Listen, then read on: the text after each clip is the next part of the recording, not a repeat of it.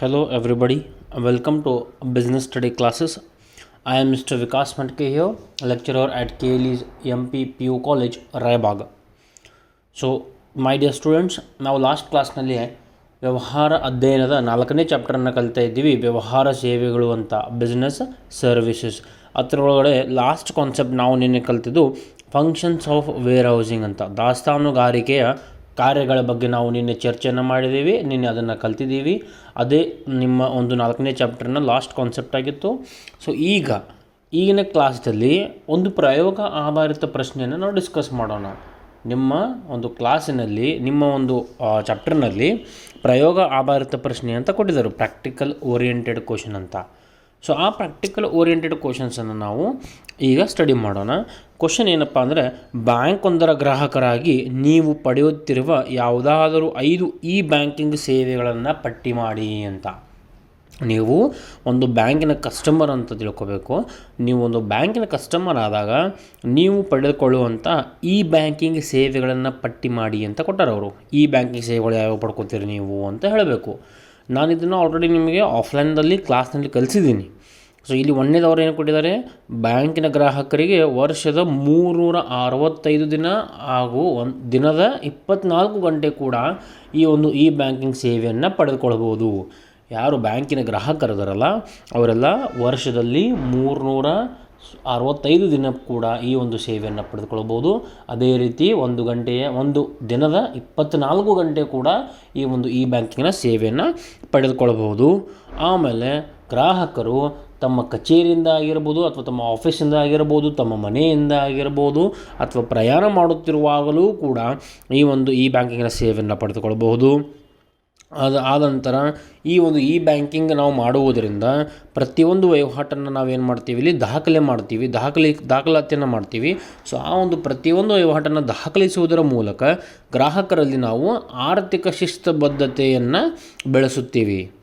ಆಮೇಲೆ 4ನೇದು ಇವ್ರು ಕೊಟ್ಟಿರುವಂಥದ್ದು, ಈ ಬ್ಯಾಂಕಿಂಗ್ ವ್ಯವಸ್ಥೆಯ ಮೂಲಕ ಹಣವನ್ನು ನಾವು ಮತ್ತೊಂದು ಖಾತೆಗೆ ವರ್ಗಾವಣೆ ಮಾಡ್ತೀವಿ. ಕರೆಕ್ಟಾ? ಸೊ ನಾವು ಇಲ್ಲಿ ಹಣವನ್ನು ನೋಡುವುದಿಲ್ಲ. It is intangible, invisible. ಹಣ ಕಾಣುವುದಿಲ್ಲ. ಯಾಕಂದರೆ ಒಂದು ಅಕೌಂಟಿಂದ ಇನ್ನೊಂದು ಅಕೌಂಟಿಗೆ ನಾವು ಹೆಂಗೆ ಮಾಡ್ತೀವಿ, ವಿದ್ಯುನ್ಮಾನ ಬ್ಯಾಂಕಿಂಗನ್ನು ಬಳಸ್ಕೊಂಡು ಹಣವನ್ನು ವರ್ಗಾವಣೆ ಮಾಡ್ತೀವಿ. ಸೊ ಹಾರ್ಡ್ ಕ್ಯಾಶ್ ಅಂದರೆ ಕ್ಯಾಶ್ ನಮ್ಮ ಕೈಯಲ್ಲಿರಲ್ಲ. ಸೊ ಹಾರ್ಡ್ ಕ್ಯಾಶ್ ಅಥವಾ ಕ್ಯಾಶ್ ನಮ್ಮ ಕೈಯಲ್ಲಿದ್ದಾಗ ಅಲ್ಲಿ ಸ್ವಲ್ಪ ಸೇಫ್ಟಿ ಕಡಿಮೆ ಇರ್ತದೆ. ಬಟ್ ಮೊಬೈಲ್ ಅಥವಾ ನಿಮ್ಮ ಇ ಬ್ಯಾಂಕಿಂಗನ್ನು ಯೂಸ್ ಮಾಡಿಕೊಂಡು ನೀವು ಹಣ ವರ್ಗಾವಣೆ ಮಾಡ್ತಿದ್ರೆ ಇಲ್ಲಿ ಸೇಫ್ಟಿ ಹೆಚ್ಚಿರ್ತದೆ, ಕಳ್ಳತನ ಆಗುವಂಥ ಸಾಧ್ಯತೆ ಇರುವುದಿಲ್ಲ. ಅದೊಂದು ಎಕ್ಸಾಂಪಲ್ ಅಂತ ನೀವು ತೆಗೆದುಕೊಳ್ಬೋದು.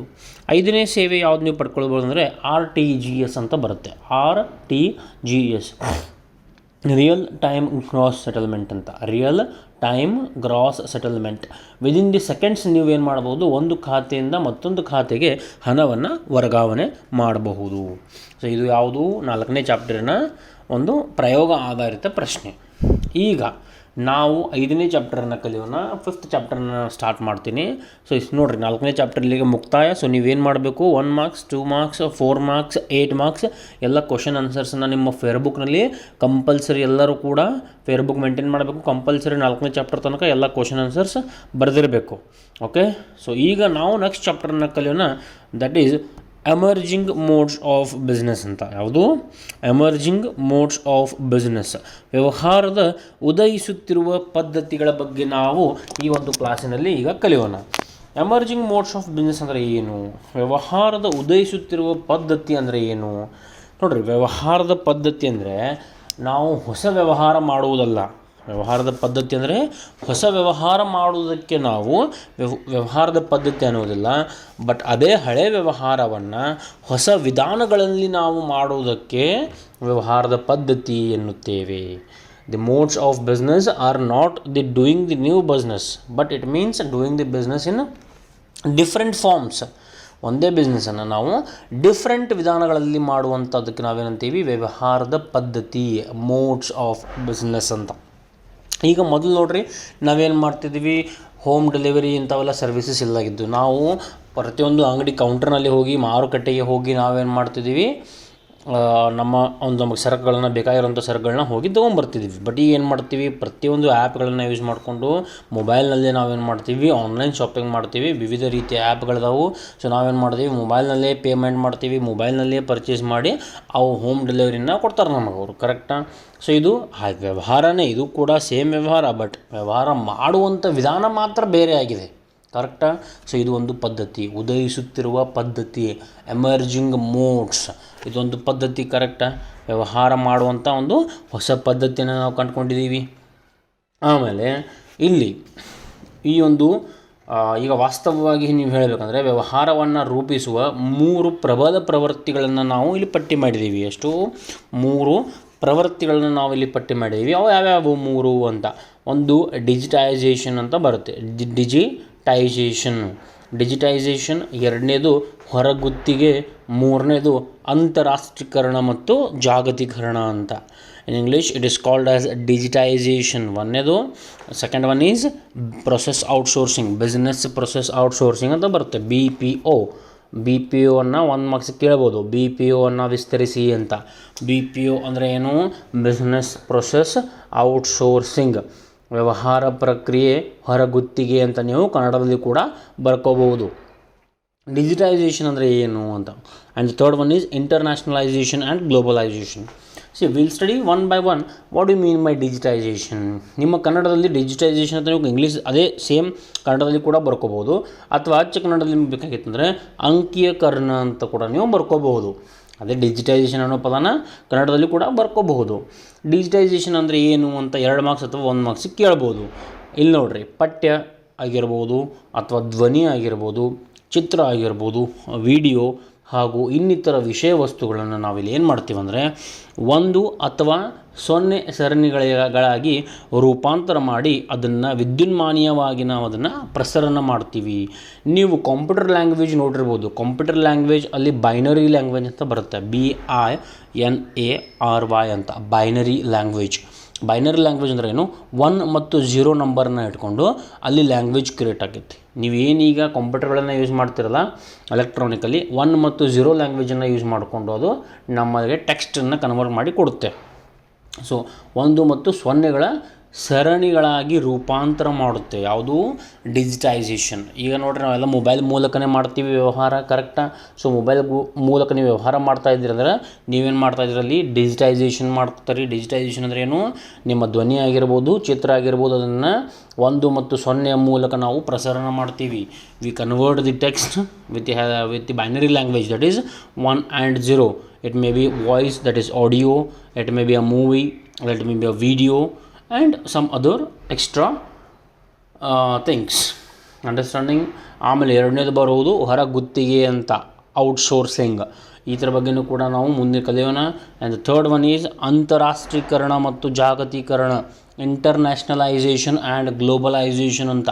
ಇಂಟರ್ನ್ಯಾಷನಲೈಸೇಷನ್ ಮತ್ತು ಗ್ಲೋಬಲೈಸೇಷನ್ ಅಂದರೆ ಏನು ನೋಡಿರಿ. ಗ್ಲೋಬಲೈಸೇಷನ್ ಬಗ್ಗೆ ನಾವು ಆಲ್ರೆಡಿ 3ನೇ ಚಾಪ್ಟರಲ್ಲಿ ಕಲ್ತಿದ್ದೀವಿ. Global private and public enterprises ಅಂತ. ಖಾಸಗಿ, ಸಾರ್ವಜನಿಕ ಮತ್ತು ಜಾಗತಿಕ ಉದ್ದಿಮೆಗಳು. ಅಲ್ಲಿ ಕಲಿಸ್ಬೇಕಾದ್ರೆ ನಾನು ಜಾಗತೀಕರಣ ಬಗ್ಗೆ ಆಲ್ರೆಡಿ ನಿಮಗೆ ಕಲಿಸಿದ್ದೀನಿ. ಅಂತಾರಾಷ್ಟ್ರೀಕರಣ, ಇಂಟರ್ನ್ಯಾಷನಲೈಸೇಷನ್, ಈ ಒಂದು ಇಂಟರ್ನ್ಯಾಷನಲ್ ಬಿಸ್ನೆಸ್ ಬಗ್ಗೆ ನಾವು ಚಾಪ್ಟರ್ ನಂಬರ್ 11ನಲ್ಲಿ ಕಲಿತೀವಿ. ಅಂತಾರಾಷ್ಟ್ರೀಯ ವ್ಯಾಪಾರದ ಬಗ್ಗೆ ಅಧ್ಯಾಯ ನಂಬರ್ 11ರಲ್ಲಿ ನಾವು ಕಲಿತೀವಿ ಮುಂದೆ. ಸೊ ಈ ಚಾಪ್ಟರಲ್ಲಿ ನಾವೇನು ಕಲಿಬೇಕಾಗಿರೋದು? ಡಿಜಿಟೈಸೇಷನ್ ಬಗ್ಗೆ ಮತ್ತು ಹೊರಗುತ್ತಿಗೆ ಬಗ್ಗೆ, about the digitisation and about the outsourcing. Okay. ಆಮೇಲೆ ಈ ಒಂದು ನಿಮಗೆ ಮೊದಲೇ ಹೇಳಿದಾಗೆ ವ್ಯವಹಾರದ ಪದ್ಧತಿ ಎಂದರೆ ಹೊಸ ವ್ಯವಹಾರಗಳನ್ನು ಮಾಡುವುದಲ್ಲ, ಅದರ ಬದಲಾಗಿ ಹೊಸ ವಿಧಾನಗಳನ್ನು ಮಾಡುವುದು ಅಂತ ನಾನು ಹೇಳಿದ್ದೀನಿ. ಅದೇ ರೀತಿ ಖರೀದಿ ಮತ್ತು ಉತ್ಪಾದನೆ ಆಗಿರ್ಬೋದು, ಮಾರಾಟ ಪ್ರಕ್ರಿಯೆ ಆಗಿರ್ಬೋದು, ಹಣಕಾಸು ಅಥವಾ ಮಾನವ ಸಂಪನ್ಮೂಲಗಳಾಗಿರ್ಬೋದು, ಇವುಗಳನ್ನು ಸುಧಾರಿಸುವಂಥ ಪ್ರಯತ್ನ ನಾವು ವ್ಯವಹಾರಗಳಲ್ಲಿ ಮಾಡ್ತಾಯಿದ್ದೀವಿ. ಯಾವ ಪ್ರಯತ್ನಗಳನ್ನು ಮಾಡ್ತಾಯಿದ್ದೀವಿ? ಇವುಗಳನ್ನು ಸುಧಾರಿಸುವಂಥ ಪ್ರಯತ್ನ. ಯಾವುಗಳನ್ನು ಸುಧಾರಿಸ್ತಾ ಇದ್ದೀವಿ? ಮಾರಾಟ ಪ್ರಕ್ರಿಯೆ ಆಗಿರ್ಬೋದು, ಆಮೇಲೆ ಹಣಕಾಸು ಆಗಿರ್ಬೋದು, ಖರೀದಿ ಮತ್ತು ಉತ್ಪಾದನೆ ಆಗಿರ್ಬೋದು. ಇದನ್ನು ಆವಿಷ್ಕಾರ ಮಾಡುವುದರ ಕಡೆ ನಮ್ಮ ಗಮನವನ್ನು ಹರಿಸಿದ್ದೀವಿ. ಇದನ್ನು ಆವಿಷ್ಕಾರ ಮಾಡುವುದರ ಜೊತೆಗೆ ವ್ಯವಹಾರದಲ್ಲಿ ಇದನ್ನೆಲ್ಲ ಸುಧಾರಿಸುವಂಥ ಕೆಲಸ ಮಾಡ್ತಾ ಇದ್ದೀವಿ ನಾವು. ಆಮೇಲೆ ಶೀಘ್ರ ವಿಲೇವಾರಿ ಆಗಿರ್ಬೋದು, ಸ್ಪೀಡ್ ಡೆಲಿವರಿ ಅಂತ ಕರಿತೀವಿ ನಾವು ಇಂಗ್ಲೀಷ್ನಲ್ಲಿ. ಶೀಘ್ರ ವಿಲೇವಾರಿ, ಸ್ಪೀಡ್ ಡೆಲಿವರಿ. ಆಮೇಲೆ ಚೀಪ್ ಆ್ಯಂಡ್ ಬೆಸ್ಟ್ ಪ್ರಾಡಕ್ಟ್ಸ್ ಅಂತ ನೀವು ಹೇಳ್ಬೋದು. ಸೊ ಈ ಒಂದು ಇವೆಲ್ಲ ಏನು ಹೊಸ ಪದ್ಧತಿಗಳು, ಹೊಸ ಟೆಕ್ನಿಕ್ಸ್. ನಮ್ಮ ಚಾಪ್ಟರ್ ಹೆಸರೇನು? ಎಮರ್ಜಿಂಗ್ ಮೋಡ್ಸ್ ಆಫ್ ಬಿಸ್ನೆಸ್, ವ್ಯವಹಾರದ ಉದಯಿಸುತ್ತಿರುವ ಪದ್ಧತಿಗಳು. ಸೊ ಇವೆಲ್ಲ ಹೊಸ ಹೊಸ ಪದ್ಧತಿಗಳು, ಕರೆಕ್ಟ್. ಮೊದಲು ಇವೆಲ್ಲ ಇಲ್ಲಾಗಿದ್ದು, ಇಂಥ ಪದ್ಧತಿಗಳೆಲ್ಲ ಇಲ್ಲಾಗಿದ್ದು. ಸೊ ಡೇ ಬೈ ಡೇ ಹೆಂಗೆ ದಿವಸಗಳು ಮುಂದೆ ಹೋಗ್ತಾವೋ ಅದೇ ರೀತಿ ನಾವು ಹೊಸವಾದ ವ್ಯವಹಾರವನ್ನು ನೋಡ್ಕೋತ ಹೋಗ್ತೀವಿ, ಕರೆಕ್ಟಾ? ಸೊ ಇದೆಲ್ಲ ಏನು ಒಂದು ಇಂಟ್ರಡಕ್ಷನ್. ಈಗ ನಾವು ಕಲಿಬೇಕಾಗಿರೋದು ಈ ವ್ಯವಹಾರ ಬಗ್ಗೆ, ಈ ಬಿಸ್ನೆಸ್ ಬಗ್ಗೆ. ಈ ಬಿಸ್ನೆಸ್ ಅಂದರೆ ಏನು ಅಂತ ನೆಕ್ಸ್ಟ್ ಕಾನ್ಸೆಪ್ಟ್ ಬರೋದು ಈ ಬಿಸ್ನೆಸ್ ಅಥವಾ ಈ ವ್ಯವಹಾರ. ನೋಡಿರಿ, ವ್ಯವಹಾರ ಅನ್ನೋ ಒಂದು ಶಬ್ದದ ಅರ್ಥವನ್ನು ನಾವು ಆಲ್ರೆಡಿ 1ನೇ ಚಾಪ್ಟರ್ನಲ್ಲಿ ಕಲ್ತಿದ್ದೀವಿ. ವ್ಯವಹಾರದ ಸ್ವರೂಪ ಮತ್ತು ಉದ್ದೇಶ ಕಲಿಬೇಕಾದರೆ 1ನೇ ಅಧ್ಯಾಯ ವ್ಯವಹಾರದ ಸ್ವರೂಪ ಮತ್ತು ಉದ್ದೇಶ ಕಲಿಬೇಕಾದರೆ ನಾವು 1ನೇ ಚಾಪ್ಟರ್ನಲ್ಲಿ ಈ ವ್ಯವಹಾರ ಎಂಬ ಪದವನ್ನು ಕಲ್ತಿದ್ದೀವಿ, ಕರೆಕ್ಟಾ? ವ್ಯವಹಾರದ ಚಟುವಟಿಕೆಗಳ ವರ್ಗೀಕರಣ ಅನ್ನೋ ಒಂದು ಚಾರ್ಟನ್ನು ನಿಮಗೆ ಕಲಿಸಿದ್ದೀನಿ, ಒಂದು ಟೇಬಲ್ ಹಾಕಿದ್ದೀವಿ, ಕರೆಕ್ಟಾ? Classification of business activities, that is industry and commerce, ವ್ಯಾಪಾರ ಮತ್ತು ಕೈಗಾರಿಕೆ ಮತ್ತು ವಾಣಿಜ್ಯ ಅಂತ ಕಲ್ತಿದ್ದೀವಿ, ಕರೆಕ್ಟಾ? ಸೊ ವ್ಯವಹಾರ ಅಂದರೆ ಏನು? ಕೈಗಾರಿಕೆ ಬರುತ್ತೆ, ಅಲ್ಲಿ ವ್ಯಾಪಾರ ಬರುತ್ತೆ, ಅದೇ ರೀತಿ ವಾಣಿಜ್ಯ ಚಟುವಟಿಕೆಗಳಿಂದ ವಿಶಾಲ ವಲಯವನ್ನು ಅರ್ಥೈಸಲು ತೆಗೆದುಕೊಂಡರೆ ಈ ವ್ಯವಹಾರವನ್ನು ಗಣಕಯಂತ್ರಗಳ ನೆಟ್ವರ್ಕ್ ಬಳಸಿಕೊಂಡು ಈ ಒಂದು ಕೈಗಾರಿಕೆ ಆಗಿರ್ಬೋದು, ವ್ಯಾಪಾರ ಆಗಿರ್ಬೋದು, ವಾಣಿಜ್ಯ ಆಗಿರ್ಬೋದು. ಸೊ ಈ ಬಿಸ್ನೆಸ್ ಏನು ಕರಿತೀರಿ? ಯಾವ ರೀತಿ ನಾವು ವ್ಯವಹಾರದಲ್ಲಿ ಕೈಗಾರಿಕೆ, ವ್ಯಾಪಾರ ಮತ್ತು ವಾಣಿಜ್ಯ ಒಳಗೊಂಡಿರ್ತದಲ್ಲ, ವ್ಯವಹಾರದಲ್ಲಿ ಏನೇನು ಒಳಗೊಂಡಿರ್ತದೆ?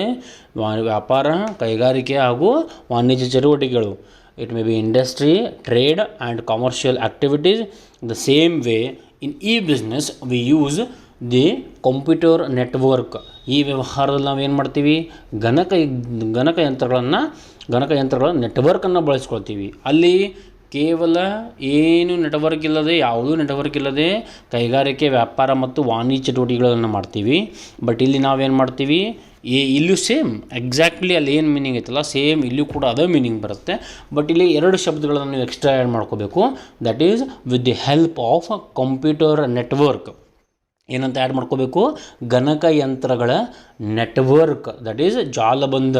ಗಣಕಯಂತ್ರಗಳ ನೆಟ್ವರ್ಕ್ಗಳನ್ನು ಬಳಸ್ಕೊಂಡು ನಾವು ಕೈಗಾರಿಕೆ, ವ್ಯಾಪಾರ ಹಾಗೂ ವಾಣಿಜ್ಯ ಚಟುವಟಿಕೆಗಳನ್ನು ನಿರ್ವಹಿಸ್ತೀವಿ. ನಾವು ಒಬ್ಬ ವಿದ್ಯಾರ್ಥಿಯಾಗಿ ಅಥವಾ ಗ್ರಾಹಕರಾಗಿ ನಮಗೆ ಅತ್ಯಂತ ಪರಿಚಿತವಾದ ನೆಟ್ವರ್ಕ್ ಅಂದರೆ ಯಾವುದು? ನಾವೊಬ್ಬ ವಿದ್ಯಾರ್ಥಿಯಾಗಿ, ನೀವೆಲ್ಲ ವಿದ್ಯಾರ್ಥಿಗಳು, ಕರೆಕ್ಟಾ? ನೀವೆಲ್ಲ ಗ್ರಾಹಕರು ಕೂಡ, ಕರೆಕ್ಟಾ? ಸೊ ನೀವು ಒಬ್ಬ ವಿದ್ಯಾರ್ಥಿಯಾಗಿ ಅಥವಾ ಒಬ್ಬ ಗ್ರಾಹಕರಾಗಿ ನಿಮಗೆ ಅತ್ಯಂತ ಪರಿಚಿತವಾಗಿರುವಂಥ ನೆಟ್ವರ್ಕ್ ಯಾವುದು? ಅಂತರ್ಜಾಲ ಅಂತ ನೀವು ಕರಿಬೋದು. ಯಾವುದು? Internet. C we all know about internet. ನಾವೆಲ್ಲ ಇಂಟರ್ನೆಟ್ಟನ್ನು ಯೂಸ್ ಮಾಡ್ತೀವಿ. ಈಗ ನಾನು ನಿಮಗೆ ಕ್ಲಾಸ್ ಹೇಳ್ತಾ ಇದ್ದೀನಿ, ಇಲ್ಲಿ ಕೂತ್ಕೊಂಡು ನೀವು ಬೇರೆ ಕಡೆ ಕೂತ್ಕೊಂಡು ಕ್ಲಾಸನ್ನು ಕೇಳ್ತಾ ಇದ್ದೀರಿ. ಇದು ಯಾವುದರ ಮೂಲಕ? ಇದು ಕೂಡ ಇಂಟರ್ನೆಟ್ ಮೂಲಕ, ಅಂತರ್ಜಾಲದ ಮೂಲಕ, ಕರೆಕ್ಟಾ? ಸೊ ಈ ಅಂತರ್ಜಾಲವು ಒಂದು ಸಾರ್ವಜನಿಕ ಸುಗಮದ ಮಾರ್ಗ. ಈ ಅಂತರ್ಜಾಲವು ಒಂದು ಸಾರ್ವಜನಿಕದ ಸುಗಮದ ಮಾರ್ಗ. It is an public line, it is accessible to all. ಇದನ್ನು ಯಾರು ಬೇಕಾದರೂ ಬಳಸ್ಕೊಳ್ಬೋದು. ಇದೊಂದು ಸಾರ್ವಜನಿಕ, ಕರೆಕ್ಟಾ? ಬಟ್ ಸಂಸ್ಥೆಗಳು, ದೊಡ್ಡ ದೊಡ್ಡ ಸಂಸ್ಥೆಗಳು ಏನು ಮಾಡ್ತಾವೆ ಅಂದ್ರೆ ತಮ್ಮ ಒಂದು ಖಾಸಗಿ ಅಂತರ್ಜಾಲವನ್ನು ಅಥವಾ ಖಾಸಗಿ ನೆಟ್ವರ್ಕನ್ನು, ಜಾಲಬಂಧವನ್ನು ಪರ್ಚೇಸ್ ಮಾಡ್ಕೋತಾವೆ. ದೊಡ್ಡ ದೊಡ್ಡ ಕಂಪ್ನಿಗಳು ಏನು ಮಾಡ್ತಾವೆ? ಇಲ್ಲಿ ತಮ್ಮ ಖಾಸಗಿ ಮತ್ತು ಬಹಳ ಸುರಕ್ಷಿತವಾಗಿರುವ ನೆಟ್ವರ್ಕ್ಗಳನ್ನು ತಮ್ಮ ಆಂತರಿಕ ಕಾರ್ಯಗಳಿಗಾಗಿ ಅವನ್ನು ಉಪಯೋಗಿಸ್ಕೊತಾರೆ. ಅವರು ಈ ಒಂದು ಇಂಟರ್ನೆಟನ್ನು ಯೂಸ್ ಮಾಡೋಂಗಿಲ್ಲ. ಬಟ್ ಅವ್ರು ಏನು ಮಾಡ್ತಾರೆ? ತಮ್ಮ ಸ್ವಂತ ಒಂದು ಜಾಲಬಂಧವನ್ನು ಅಥವಾ ನೆಟ್ವರ್ಕ್ಗಳನ್ನು ಸೃಷ್ಟಿ ಮಾಡಿ ತಮ್ಮ ಸ್ವಂತ ನೆಟ್ವರ್ಕ್ಗಳಿಂದ ತಮ್ಮ ಆಂತರಿಕ ವ್ಯಾಪಾರ ಅಥವಾ ತಮ್ಮ ಆಂತರಿಕ ಕಾರ್ಯಗಳನ್ನು ಹೆಚ್ಚು ಪರಿಣಾಮಕಾರಿಯಾಗಿ ಮತ್ತು ಅತಿ ದಕ್ಷತೆಯಿಂದ ಅವರು ಕೆಲಸ ಮಾಡ್ಕೋತಾರೆ. ಇಲ್ಲಿ the big institutions are the big companies purchase their own networks and they do the internal activities relating to their business, and which they do in such a way that it is more efficient and it is more effective. It is more effective and it is more efficient. So my dear friends or my dear students, so ಈ ಕ್ಲಾಸ್ನಲ್ಲಿ ನಾವು ಏನೇನು ಕಲ್ತಿದ್ದೀವಿ? 4ನೇ ಚಾಪ್ಟರ್ನ ಒಂದು ಪ್ರಯೋಗ ಆಧಾರಿತ ಪ್ರಶ್ನೆ ಬಗ್ಗೆ ನಾನು ನಿಮಗೆ ಹೇಳಿದ್ದೀನಿ. ಆಮೇಲೆ 5ನೇ ಚಾಪ್ಟರ್ ಬಂದುಬಿಟ್ಟು ಎಮರ್ಜಿಂಗ್ ಮೋಡ್ಸ್ ಆಫ್ ಬಿಸ್ನೆಸ್, ವ್ಯವಹಾರದ ಉದಯಿಸುತ್ತಿರುವ ಪದ್ಧತಿ, ಅದರ ಬಗ್ಗೆ ನಾವು ಇಂಟ್ರಡಕ್ಷನನ್ನು ಕಲ್ತಿದ್ದೀವಿ. ಆಮೇಲೆ ಅದೇ ರೀತಿ ಈ ವ್ಯವಹಾರದ ಬಗ್ಗೆ ಕಲ್ತಿದ್ದೀವಿ.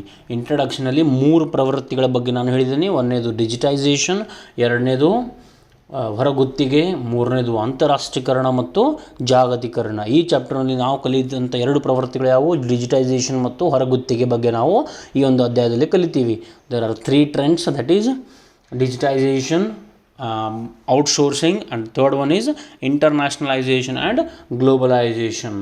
ಸೊ ವ್ಯವಹಾರದ ಪದ್ಧತಿ ಬಗ್ಗೆ ನಾನು ಹೇಳಿದ್ದೀನಿ, ಮೋಡ್ ಆಫ್ ಬಿಸ್ನೆಸ್ ಬಗ್ಗೆ ಹೇಳಿದ್ದೀನಿ. Mode of business means not the doing the new business but doing the same business in different manner.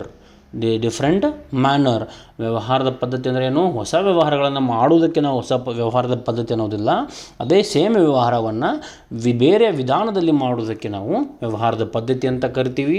Digitisation ಅಂದರೆ ಏನು, ಡಿಜಿಟೈಸೇಷನ್ ಧ್ವನಿ ಹಾಗೂ ಚಿತ್ರ, ವಿಡಿಯೋ ಆಗಿರ್ಬೋದು, ಇವುಗಳನ್ನು ನಾವೇನು ಮಾಡ್ತೀವಿ, 1 ಮತ್ತು 0 ಸರಣಿಗಳಾಗಿ ರೂಪಾಂತರ ಮಾಡಿ ಆನಂತರ ಅವನ್ನು ನಾವು ಪ್ರಸರಣ ಮಾಡುತ್ತೀವಿ. ಇದು ಡಿಜಿಟೈಸೇಷನ್. ಈ ಬಿಸ್ನೆಸ್ ಅಂದರೆ ಏನು, ಗಣಕಯಂತ್ರಗಳ ನೆಟ್ವರ್ಕ್ ಮೂಲಕ ಒಂದು ಕೈಗಾರಿಕೆ, ವ್ಯಾಪಾರ ಹಾಗೂ ವಾಣಿಜ್ಯ ಚಟುವಟಿಕೆಗಳನ್ನು ನಾವು ನಿರ್ವಹಿಸ್ತೀವಿ. We manage the trade and the industry and the commerce activities with the help of what, with the help of computer networks. So it is called as e-business. So ಮುಂದಿನ ಕ್ಲಾಸ್ದಲ್ಲಿ ಇ ಬಿಸ್ನೆಸ್ ಮತ್ತು E commerce ಅಂತ ಕಲಿಯೋಣ ನಾವು. E business ಅಂದರೆ ಏನು, E commerce ಅಂದರೆ ಏನು ನೋಡಿರಿ. ಈ ಬಿಸ್ನೆಸ್ ಬೇರೆ, ಈ ಕಾಮರ್ಸೇ ಬೇರೆ. ಸೊ ಈ ಬಿಸ್ನೆಸ್ ಅಂದರೆ ಏನು, ಈ ಕಾಮರ್ಸ್ ಅಂದರೆ ಏನು ಅನ್ನೋದ್ರ ಬಗ್ಗೆ ಮುಂದಿನ ಕ್ಲಾಸ್ನಲ್ಲಿ ಕಲಿಯೋಣ. ಅದೇ ರೀತಿ ಈ ವ್ಯವಹಾರದ ವ್ಯಾಪ್ತಿ, ಸ್ಕೋಪ್ ಆಫ್ ಈ ಬಿಸ್ನೆಸ್ ಬಗ್ಗೆ ಕೂಡ ಕಲಿಯೋಣ. So that's all in today's class. Students, ನಾನು ನಿಮ್ಗೆ ಆಗಲೇ ಹೇಳಿದಂತೆ 4ನೇ ಚಾಪ್ಟರ್ ತನಕ ನಿಮ್ಮ ಫೇರ್ಬುಕ್ಕನ್ನು ಕಂಪ್ಲೀಟ್ ಮಾಡಿರಿ. ಕ್ವಶನ್ ಆನ್ಸರ್ಸ್ನ ಫೇರ್ಬುಕ್ನಲ್ಲಿ ಬರೀರಿ. Thank you. Be home, be safe. Thank you.